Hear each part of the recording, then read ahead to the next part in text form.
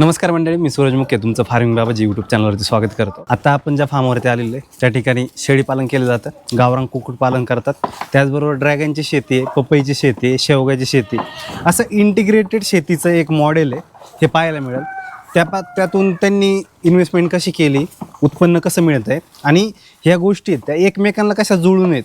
म्हणजे शेतीतून जे निघतं आहे तेच यांना खायला टाकतो आहे, यांच्यातून जे उत्पन्न मिळते ते प्रॉफिट मिळते, परत शेतीतून पण वेगळं प्रॉफिट मिळते. संपूर्ण माहिती ह्या व्हिडिओमध्ये पाहूया. तर चॅनलवर नवीन असेल तर चॅनलला सबस्क्राईब करा. माझं नाव तानाजी शंकर निकम, गाव रेड, तालुका शिराळा, जिल्हा सांगली. शेळी आणि कुक्कुटपालनमध्ये मी जवळ 2018 पासून आहे. मी याच्या अगोदर आर्मीमध्ये होतो. आर्मीमधून मी 2014ला रिटायर झालो. त्यानंतर 2 वर्ष असंच गावी येऊन जाऊन करत होतो. शेतीविषयी थोडीफार माहिती घेत होतो. गाईचा गोटा करायचा की शेळ्याचा करायचा, कोंबड्याचा करायचा, म्हणजे थोडं कन्फ्यूज होतं. बऱ्याच जणांचं ऐकलं, यात असं होतं त्यात असं होतं, पण जे आपल्याला जमल ते काय. तर शेळ्यांचं एक वाटलं की जास्त कष्ट नाही आहे. गाईमध्ये धारा काढणं, शेण काढणं थोडं कष्टाचं वाटलं. शेळ्यामध्ये असं काही नाही वाटलं. थोडंसं आपलं 1-2 गाईची वैरण 40-50 शेळ्यांना चालते, एवढं आपण करू शकतो. जे आपल्या कॅपॅसिटीप्रमाणे. शेवटी एखादा जरी नोकर जरी ठेवला तर त्याच्यावर अवलंबून राहण्यापेक्षा आपण जे घरची मिळून जेवढं करू शकतो तेवढं करता येईल, त्याचं मी सुरुवात केलं. बरं, सुरुवात जेव्हा केली तेव्हा काय विचार करून केली आणि कशातून सुरुवात केली? पहिल्यांदा मी पोल्ट्री बांधली. पहिल्यांदा मी थोडा लॉसमध्ये गेलो. कडकनाथचं कोंबड्यांचं पहिल्यांदा भरलं, पण ते कंपनीची बंद झाली. जरा फ्रॉड झाले, सगळे झाले. 1 लाख रुपयाला मी डुबलो. त्यानंतर काही दिवसानं मी शेळ्यांचं 10 शेळ्या आणि 1 बोकड 6 महिने गॅप देऊन सुरुवात केली. गावरांचं शेळ्यांचं सुरू केलं. ते 1 वर्षभर चाललं, व्यवस्थित चाललं. वाटल्यानंतर मग मी नवीन एक शेड मारलं. हे पाठीमध्ये दिसते ते उंचीवरती बांधलं. हो, हे मोठ्या शेडमध्ये अगोदर 10 शेळ्यांचे होते, पण तिथं थोडंसं शेळ्या कशा जरा तुसड आहे, त्यांना घाण वगैरे आवडत नाही. ते आजारी पडल्यानंतर म्हणजे मरायचं प्रमाण वाढलं. मग त्याच्यानंतर मग असं 1-2-3 ठिकाणी जाऊन बघितलं की मग हा गोटा बांधला आणि त्याच्यात गोट्यावरती 50-60 शेळ्या. ह्या 10 शेळ्यापासून काय विकत आणलं नाही. याच्यातून म्हणजे आपलं उत्पन्न पण होत गेलं आणि शेळ्या पण वाढत गेल्या. विक्री पण करत गेलो आणि वाढवत पण गेलो. दोन्ही होत गेलं. आणि त्याचबरोबर शेती पण चालू केली होती. तेव्हा शेती अगोदर ऊस होता, पण ऊसाचं म्हणजे जमायचे 60-70 टन ऊस जायचा. पण ऊसामध्ये तसं जेवढं आपल्याला आता घरी बसून जेवढं पाहिजे तेवढा इन्कम होत नव्हता. मग काय केलं, शेतीविषयी जरा विहीर, आमच्याकडे थोडा पाण्याचा प्रॉब्लेम आहे. मग विहीर खणली स्वतःची. विहिरीला पाणी 4-5 एकर पुरलं एवढं पाणी आहे. मग त्यानंतर ऊसाच्या मग मुलगा हा थायलंडला होता. मग तिथं त्यानं बघितलं. इथं आल्यानंतर पंढरपूरला वगैरे जाताना ड्रॅगन फ्रूटची चौकशी केली. तर याला कमी पिकाची शेती म्हणून एक त्याच्यावर पाणी कमी लागतं. पाणी कमी लागतं. उन्हाळ्यात नाच्या बरोबर म्हणजे आठवड्याला 5,000 लिटर पाणी लागतं. पूर्ण ड्रिप केलं तुम्ही? पूर्ण ड्रिप केलं. मग ते केल्यानंतर मग म्हणजे हे करूच वाटलं. 5-5.5 लाख रुपये एकरी खर्च आला. गेल्या वर्षीपासून उत्पन्न सुरू झालं. गेल्या वर्षी 1-1.5 टन माल गेला. तो 70 ते 80 रुपये एक भाव गावला. 1 लाख रुपये गेल्या वर्षी मिळाले. पण आजपर्यंत जेवढं केलंय ते अजून 1-2 वर्षानंतर म्हणजे पूर्ण नील होऊन तिथून पुढं 25 ते 30 वर्षांनी प्रॉफिट मध्ये. हे पपईचं किंवा आपण शेवगा पण लावलाय, हे कधीपासून करताय? त्याचं एक कसं या मॉडेल मध्ये कसं बसतंय? त्या मॉडेल मध्ये आता आपण फळामध्ये पडलोय. असं वाटलं की याला फळामध्ये तेवढंच करण्यापेक्षा अजून ह्याला जोडधंदा म्हणून आपलं समजा पपई करून बघूया. मग गेल्या वर्षी काय केलं, पपई आणि कलिंगड असं दोन्ही म्हणजे नवीन लावलं. मग कलिंगडमध्ये पण म्हणजे प्रॉफिट तर नाही झालं, पण नुकसान तर नक्कीच नाही. पपईचा आता 1 तोडा झाला, 15-16 टन पपई निघाली. मग त्यामुळं असं वाटतं की ठीक आहे, आपण आणखीन थोडं काही वाढवावं. मग शेवग्याची 100 झाडं ट्रायसाठी लावली होती. मग 100 त्यातली वानरांनी काय खाल्ले, परत आता थोडेफार आहेत, थोडे विकले आपण. मग त्याचा दुसरा फायदा की आम्हाला शेळ्यांना कोंबड्यांना त्याचा पाला होतो. पाला आपण याला टाकतो. मग एक चुलबाबाची शेती खंडाने घेतली आणि तिथे 500-600 झाडं शेवग्याची लावली. मग ते पुढल्या वर्षीपर्यंत आपला दोन्ही कामं होतील. एक तर कोंबड्यांना, एक तर शेळ्यांना. नाही समजा त्यातून समजा शेंगा लागले तर आपण विकायला पण, म्हणजे मल्टीपर्पज असं कॉम्बिनेशन केलं. तुम्हाला जमीन किती तुमची? आमची स्वतःची वैयक्तिक जमीन 5 एकर आहे. डेव्हलप आता स्वतःच्या याच्यावरती किती करताय तुम्ही? आताच्या वर्षी 3 ते 3.5 एकर स्वतःची आहे आणि 2-2.5 एकर खंडाने घेतलेली. हे गावरान कुक्कुट पालन कधीपासून करताय? गावरान कुक्कुट पालन शेळ्यांचं वरती केल्यानंतर खाली एक 100-150 कोंबड्या पहिल्यांदा केल्या. मग दरवर्षी लोक कोंबडा न्यायला, यात्रा वगैरे उन्हाळ्यात सुरू झाल्या, आषाढामध्ये कोंबडी लागायची. मग ते आल्यानंतर एखाद्याला नाही म्हणणं हे पटत नाही, आपण बाजारात तर जात नाही. मग मुलांना ठरलं की आपण एक काम करूया, हे शेवटी कंपनीच आहे, ते शेवटी मालक होणार, मग त्यापेक्षा आपणच मालक बनूया, आपणच स्वतः जे करू. ब्रॉयलरचं करत होते ब्रॉयलरचं करत ते बंद केलं कॉन्ट्रॅक्टमध्ये. कॉन्ट्रॅक्टमध्ये. मग गेल्या वर्षी एक हॅचरीची मशीन आणली छोटीशी, 200-250 पिल्लाचे निघते, अशा 2 मशीनी आणल्या. मग त्यातनं पिल्लं काढत 1000 पिल्लं विकली आणि आपल्याकडे 500-600 पिल्लं म्हणजे कोंबड्या आता तयार आहे. ते अंडी पण घालतात आणि आता कोंबडे वगैरे 600-700 रुपयाला कोंबडा जातो. म्हणजे मोठे पण विकता, लहान पण विकतो, लहान पण विकतो. अंड्यांची विक्री करता? अंड्यांची विक्री अजून नाही. अंड्यांची कारण का आपण स्वतःच प्रोडक्शन सुरू केले, त्यामुळे अंड्यांची सध्या विक्री नाहीये. मग स्वतःची पिल्लं काढतोय, स्वतःच वाढवतोय? हो, स्वतःची पिल्लं वाढवायचं. हां हां. फक्त उन्हाळ्यात 1-2 महिने फक्त बंद ठेवावं लागतं, कारण का उन्हाळ्यात अंडी 1-2 दिवसात खराब होतात. पण त्यात डील खराब झाल्यानंतर पिल्लू निघत नाही. आता कालच 50-60 अंडी खराब झालेत, एक 20-25 पिल्लं निघालेत, बाकी सगळे अंडे खराब झाले. ज्यावेळेस आपण शेळी पालनाची सुरुवात केली होती तर हा शेड बांधलं होतं, किती बाय किती शेड? हे 25x50 आहे. किती खर्च आला होता तुम्हाला? 2.5 ते 3 लाख रुपये आले. किती शेळ्या बसतात? 100 शेळ्या बसतील आरामशीर कॅपॅसिटी. कमी. पण तुम्ही 50च्या आसपास सांभाळता? 50 ते 60, जास्तीत 70 गेल्या वर्षी गेलत्या. हां. पण 70 झाल्यानंतर काय होतं की थोडं म्हणजे वैरण कमी पडणं, मग त्यामुळे असं होण्यापेक्षा आपल्याला जेवढं जमतंय तेवढंच आपलं 30-40 शेळ्या आता करायचं. मग जेव्हापासून आता वरती केले आपण, तेव्हापासून आजार पण कसं जाणवतंय, कमी झाले? अजून काय काय अडचणी आजारपण कमी झालं तुमचे? नाही, आजार पण असं 9च्या बरोबर झाले. महिन्याला एक डॉक्टरना बोलवतो, हम्म. म्हणजे त्यांना कसं बाबा फक्त चेकअपसाठी अँटीबायोटिक एखाद्याला किंवा एखादी केस जातात, हायटेकचे वगैरे इंजेक्शन दिलं, पण त्यांना कॅल्शियमचे एक लिक्विड देतात ते. मग ते कॅल्शियमची कमी वाटली, बाबा थोडं वीक वाटलं, मग थोडं टॉनिक वगैरे मग दिलं, नंतर व्यवस्थित राहतात. इथं आता एखादं क्वचित असं मरतं की आल्यानंतर 5-7 दिवसात दगावतं, कारण का ते थोडीशी आपली पण कुठं थोडीशी निष्काळजीपणा जाणवतो आणि त्यामुळे मरतं, नाही तर शक्यतो मरत नाही. आपल्या मोठ्या शेळ्या किती आहेत? मोठ्या शेळ्या आता जवळ 25 आहेत पूर्ण गावरांमध्ये. पूर्ण गाव. आणि ब्रीडर आता एक थोडा आजारी झाला, 2-2.5 वर्ष वापरला हां. तो. आता म्हणजे कोणता वापरता तुम्ही? बिटल क्रॉस होता, 70% बिटल क्रॉस होता. आणि इथून पुढे आता घेणार होतो? इथून पुढे घेणार तो जवळ 80-90%, ज्याच्यावर बिटलचा घेणार. बिटलचाच घेणार. बिटेलचा रिझल्ट चांगला आहे वजनवाढीला? 100% आहे. गावरांपेक्षा 1-2 महिन्याचा फरक पडतो, 1.5 ते 2 महिन्याचा फरक पडतो. लवकर वजन वाढतं. गावरांना पिल्लं किती होतं? गावरांना पहिल्या वेताला एकच होतं, शक्यतो 99% एकच होतं. दुसऱ्यापासून एखाद्याला 1 होतं किंवा 2 पण होतात, असे 3 वगैरे म्हणतात, पण आपल्याकडे तर आजपर्यंत 3 नाहीत, 2 किंवा 1च होतं. यांचं चारा नियोजन कसं आहे? चारा नियोजन आपलं शक्यतो घरचंच आहे. मक्का, हत्ती गवत, शेवग्याचा पाला, पपई कापून घालतो आणि एक मक्का चुन्नी, आट्टा आणि पेंड, असे 3च एक कॉम्बिनेशन करून आपलं रोज सकाळी 10 किलो आपलं खुराक घालतो. एकच टाइम टाकतो? एकच टाइम. आणि हिरवा चारा आपले ढाळे, शिवरीचे, बाबळी, म्हणजे आपल्या लिंबाचे, हुंबूर, असे जे वड्याला मिळतात, म्हणजे तुम्ही शेळ्यांना टाकता? पाला पण टाकता? पाला पण रोज. हिरवा चारा काही टाकतो? हिरवा चारा सकाळी दोन्ही टायमाला हिरवा चारा. उन्हाळ्यात शक्यतो हिरवा टाकतो आणि पावसाळ्यात एका टायमाला हिरवा, एका टायमाला सुका. सुक्यामध्ये काय देतं? सुक्यामध्ये आपला कडबा असतो. कडबा आता जाळ्या आहेत, ह्या जाळ्या जशा टाकल्या, मग त्या जाळ्या पण अगदी चांगल्या खातात. थोडंसं 1 तास 2 तास असे तापल्या की पाणी पितात. मग त्यामुळे दुपारी 4 वाजेपर्यंत काही म्हणजे बघायचं काम नाही, काय. 2 वर्षामध्ये 3 वेत आरामात होतात? होतो, 100% होतात. 2 वर्षामध्ये 3 वेत होतात. तर एक साधारणतः वर्षभरात किती विक्री करता आणि काय काय विक्री करता शेळी पालनामधली? शेळी असं आता जशा जुन्या शेळ्या आहेत, जास्त म्हणजे वयात झाल्यात, ते एक दरवर्षी 5 ते 10 शेळ्या ते विकतो आणि बोकड एक 10 ते 15 विकतो झाले. म्हणजे 20 ते 25 संख्या विक्री होते? 25च्या आसपास जाते. आणि यांची किंमत काय राहते? किती महिन्याची असताना विकतं बोकड?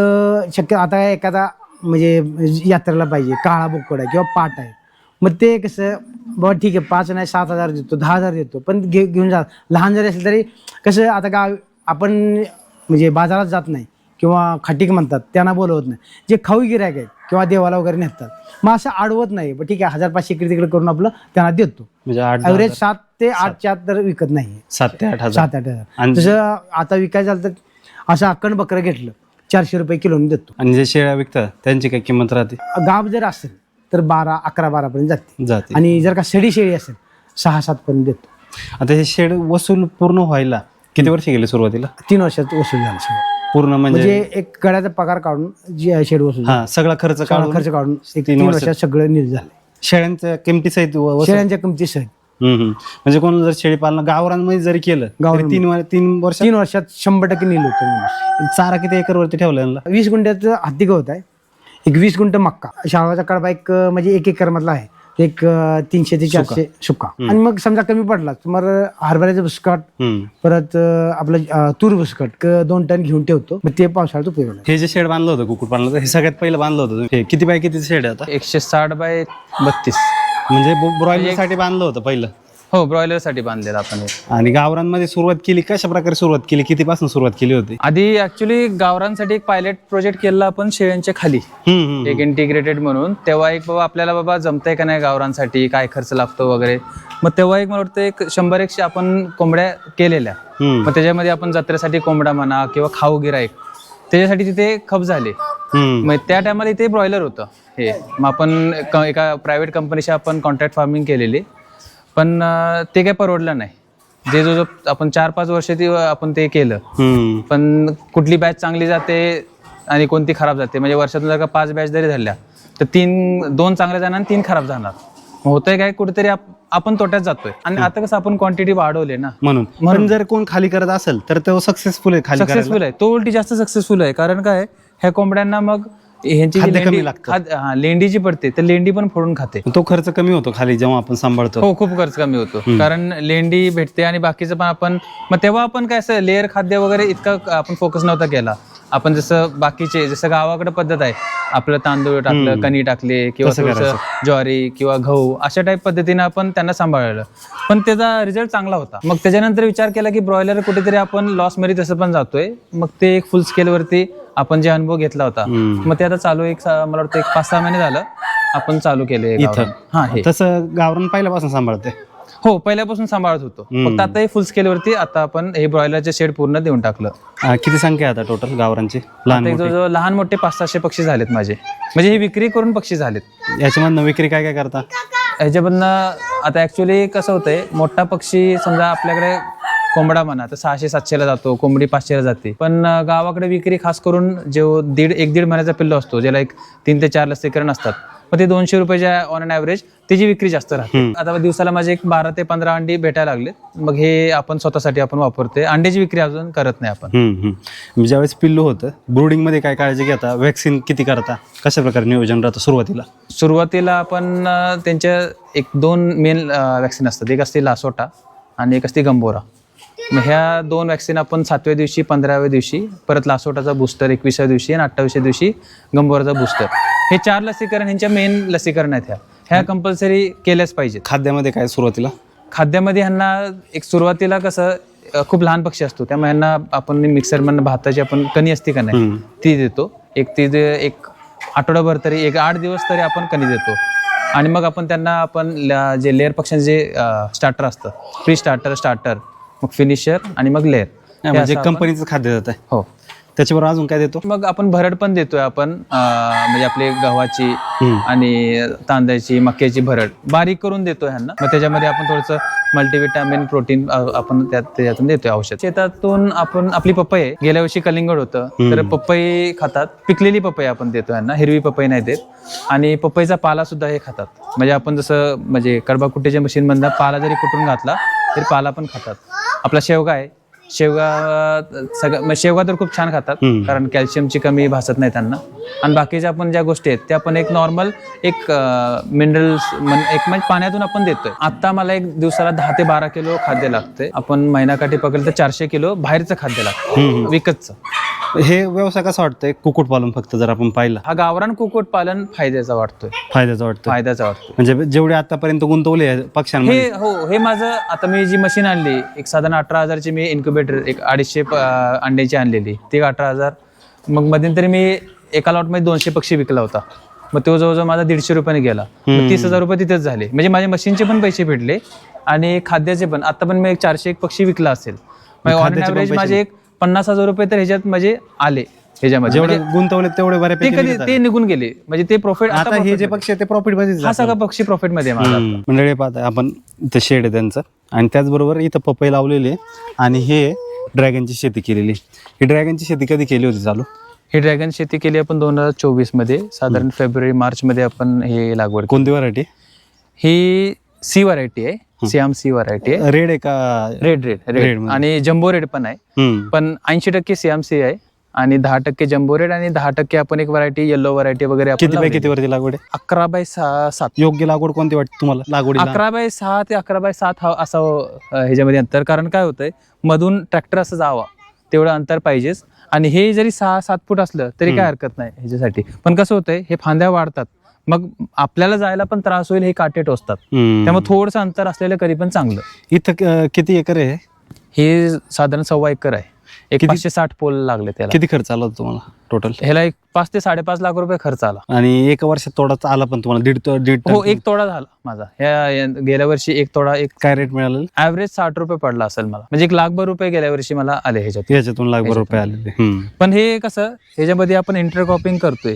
गेल्या वर्षी आपण सोयाबीन घेतला होता, मोहरी घेतलेली. मग सोयाबीन आहे ते एक 10 क्विंटल सोयाबीन झालेलं आहे. आणि नंतर मोहरी पण एक जवळजवळ एक 22-23 हजाराची मोहरी झाली. मग त्याच्यामध्ये एक 50-60 हजार रुपये आपल्याला त्याचा एक पैसे मिळाले. पण ते कसं मशागत जास्त आहे ह्याला. ह्याला कसं मशागत मध्ये काय काय? ह्याच्यामध्ये कसं हे भांगलतात, पण ऍक्च्युअली प्रॉब्लेम कसा आहे, ह्याच्यामध्ये आपण औषध पाणी आपण देऊ शकत नाही. म्हणजे हे याच्यासाठी मग ते हातानं सगळं काढावं लागतं, कटिंग करावं लागतंय. मग त्याच्यासाठी त्याच्यात एक खर्च 30-40 हजार मजुरांचा खर्च जास्त आहे. मग तो खर्च औषध ह्याला खूप मिनिमल फवारणी आहे. कारण हे कॅक्टस जातीचं आहे ना. खत आपलं 70% आपलं जसं तुम्ही बघताय, आपले गावरान कोंबडीचं शीट आहे आणि लेंडी खत आहे. आणि आपण बाहेरनं थोडंसं गावखत पण आपण थोडंसं घेतोय. 70% आपण ऑर्गॅनिक आणि 30% आपण NPK वापरतोय. उन्हाळ्याचं नियोजन कसं आहे फवारणी जी दिसते? आता ही उन्हाळ्यात ऍक्च्युली कसं थोडंसं आता हीट वाढायला लागली. आता हा मार्च एप्रिल मध्ये हीट वाढणार. आपलं काय शेडनेट नाहीये, तर आपण इथं काउलिन पावडरचा एक स्प्रे घेतलेला आहे. एक सनस्क्रीन लोशन म्हणून एक त्याचा वापर केला जातो. काय फायदा होतो त्याने? उन्हाचे चटके बसत नाहीत. हे जे आता येल्लो थोडंसं झालेलं आहे, हे पिवळं पडणार नाही. उन्हाने पडले, उन्हाने हे पिवळे पडायला लागलेत. मग काउलिनचा एक स्प्रे घेतलेला आहे. मग त्या स्प्रेनं कसं होईल, थोडासा थंडावा पडतोय. हे भविष्याच्या दृष्टीने तुम्ही लागवड केली होती ना, जेणेकरून भविष्यात एक जो एक 25 वर्ष, 20 ते 25 वर्ष तर हे टिकणार. आता पुढच्या वर्षीचं कसं नियोजन, म्हणजे उत्पादन कसं राहील? आणि ह्या वर्षीच म्हणजे गेल्या वर्षी 1.5 टन, ह्या वर्षी 3 ते 3.5 टन, तर आरामात डबल एक्सपेक्ट करतोय. आणि त्याच्या पुढच्या वर्षी एक 8 ते 9 टन. चौथ्या वर्षापासून एक स्टेबल एक 10 ते 12 टन. ते एक साधारण मला वाटतं 20 वर्षापर्यंत. आता जेवढी इन्व्हेस्टमेंट केली आपण, आता खतांचा बाकी मजुरीचा पैसा तर इंटरक्रॉपिंग काढतोय आपण. पण जी इनिशियल इन्व्हेस्टमेंट केली त्याला किती वर्ष जातील तुम्हाला वसूल व्हायला? त्याला एक 3 वर्ष तर लागतील मला. 3 वर्ष याच्यामधून वसूल? 3 वर्ष लागतील. मग 3 वर्ष जी मी एक 5-5.5 लाख रुपये घातलेत, एक 3 वर्ष लागतील मला त्याला कव्हर करायला. आता पपईची लागवड कधीपासून करताय? पपईची गेल्या वर्षी लागवड केली. ऍक्च्युली ह्याच्यामध्ये एक इंटरक्रॉपिंग पपई स्वीट चार्ली नावाची जात आपण केलेली. पण पावसामुळे एक म्हणजे म्हणतात निसर्गाच्या पुढे काय चाललं नाही, त्यामध्ये आपण लॉसमध्ये गेलो त्याच्यामध्ये. कारण पाऊस जास्त प्रमाणात पडला, सगळी ती झाडं अशी उपटून खाली पडली. पण त्याला चांगलं उत्पादन झालं? त्याला उत्पन्न चांगलं झालं असतं, कारण ते सगळं रेट ठरला होता. आणि प्रत्येक झाडाला एक 12-13 पपई लागलेले.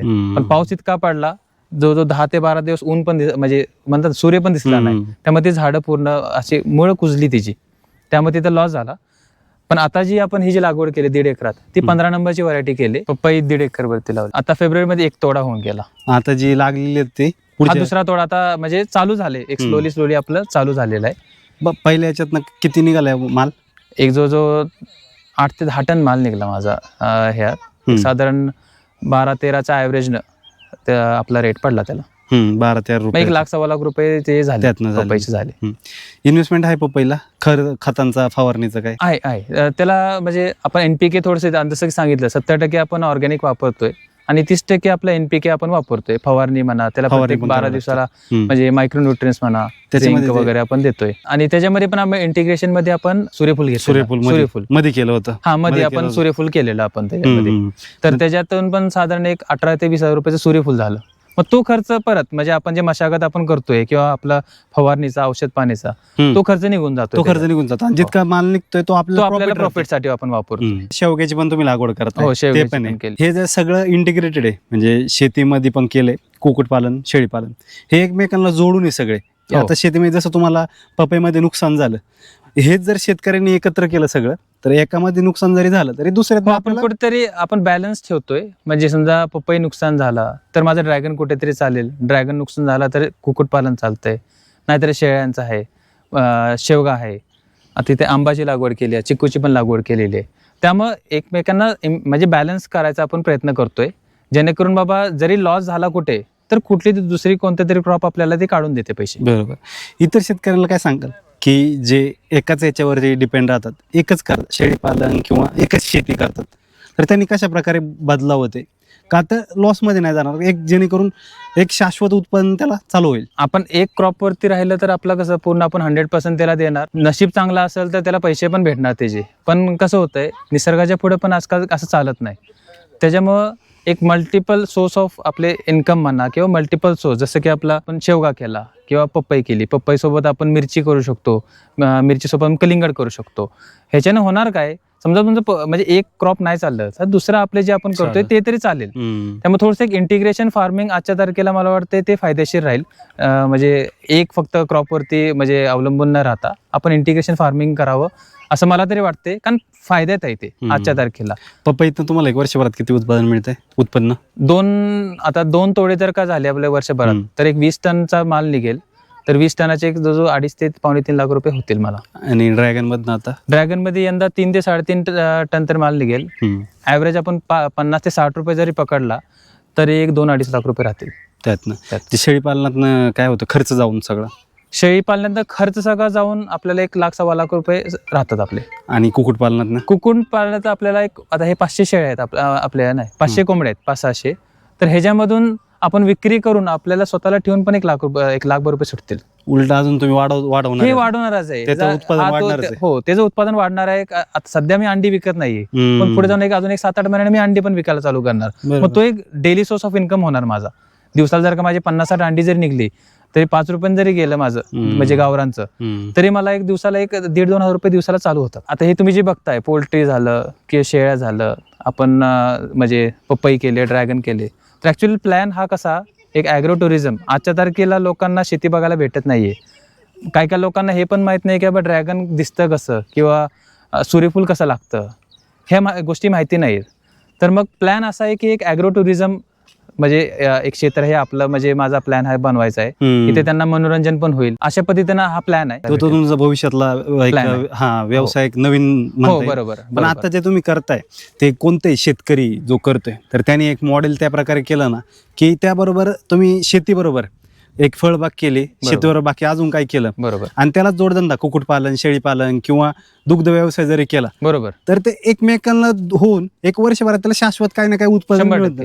100% हे इंटिग्रेटेड असं ह्या पद्धतीने जर का केलं तर 100% तो प्रॉफिट मध्ये जाणार. माझा हेतू तेच आहे की लॉस मध्ये नाही झालं पाहिजे. लोक कर्ज बाजारी होऊन होतंय, पण एक शाश्वत ह्या मॉडेलचा वापर केला तर एक शाश्वत उत्पादन मिळत. बरोबर. फक्त कसं आपण म्हणतो ना म्हणजे एकदम मोठा घास घेण्यात काय अर्थ नाहीये. मग तुम्ही म्हणणार बाबा 1 एकर मी पपई केली, तसं करू नका. एक 10-10 गुंठ एक आधी म्हणतात ना पायलट टेस्टिंग, जसं बाबा मी कोंबड्यांचं केलं, 50 कोंबड्यांवरती केलं, शेळ्यांचं पण मी 10 शेळ्यांपासून चालू केलेलं, मग मी वाढवलं. तर सुरुवात करताना छोट्यामधून सुरुवात करा. एक 10 गुंठच लावा, बघा तुम्हाला कसं जमतंय का, तसं मग तुम्ही मग त्याच्यामध्ये इंटरक्रॉपिंग करा. त्याच्यासोबत 1-2 वर्ष अनुभव घ्या. कुक्कुटपालन पण करताना जसं मी पण सुरुवातीला 50-60 पासून कुक्कुटपालन चालू केलं, शेळ्या पण मी 10 शेळ्यापासून चालू केलं. मग मी कुठेतरी 50-60-100 शेळ्यांपर्यंत पोहोचलो. कुक्कुटपालन आज मी जो 500-600 पक्षी केलाय, तो माझा प्लॅन आहे एक 2-2.5 हजार पक्षी करायचा आहे.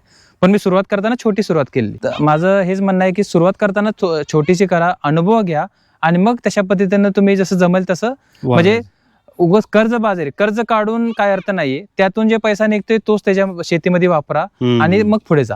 बरं, खूप चांगली माहिती दिली साहेब तुम्ही, त्याबद्दल खूप खूप आभार. मित्रांनो, भेटूया अशाच एका चांगल्या माहितीसोबत एका नवीन व्हिडिओमध्ये. धन्यवाद.